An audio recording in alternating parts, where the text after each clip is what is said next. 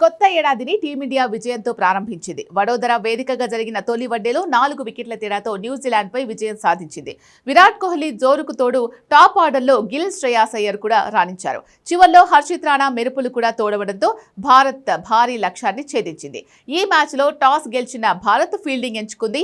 భారత బౌలర్లు ఆరంభంలో నిరాశపరిచారు. పైగా ఫీల్డర్లు క్యాచ్లు వదిలేశారు. దీంతో కివీస్ ఓపెనర్లు మంచి ఆరంభాన్నిచ్చారు.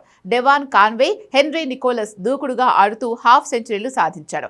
తొలి వికెట్కు 117 పరుగులు జోడించారు. వీరిద్దరూ అవుట్ అయిన తర్వాత 3 వికెట్లు కోల్పోయిన కివీస్ తక్కువ స్కోర్కే పరిమితమయ్యేలా కనిపించింది.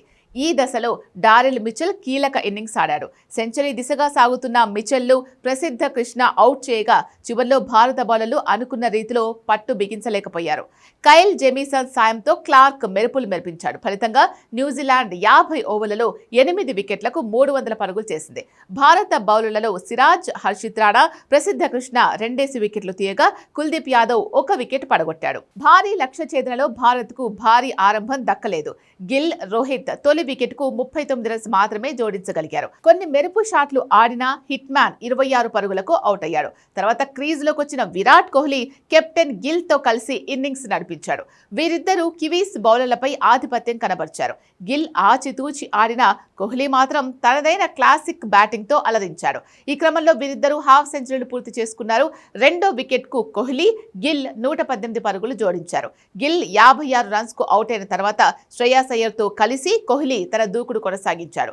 వీరిద్దరూ మూడో వికెట్ కు 77 పరుగుల భాగస్వామ్యం నెలకొల్పారు. అయితే సెంచరీ దిశగా సాగుతున్న కోహ్లీ 93 పరుగులకు అవుట్ అవగా ఇక్కడి నుంచి భారత్ మరో 2 వికెట్లు కోల్పోయింది. ఈ దశలో హర్షిత్ రాణాకు ప్రమోషన్ ఇచ్చిన గంభీర్ ప్రయోగం ఫలించింది. రాణా బ్యాటుతో మెరుపులు మెరిపించాడు. ధాటిగా ఆడుతూ 29 రన్స్ కు వెనుదిరిగాడు. తర్వాత క్రీజులోకి వచ్చిన వాషింగ్టన్ సుందర్ వెన్ను నొప్పితోనే బ్యాటింగ్ చేస్తూ రాహుల్ కు సపోర్ట్ ఇచ్చాడు. రాహుల్ నిలకడగా ఆడుతూ మ్యాచ్ ను ముగించారు. దీంతో భారత్ మరో ఓవర్ మిగిలుండగానే టార్గెట్ అందుకుంది. ఈ విజయంతో 3 వన్డేల సిరీస్ లో భారత్ 1-0 ఆధిక్యం సాధించింది. తర్వాత మ్యాచ్ బుధవారం రాజ్కోట్లో జరుగుతుంది.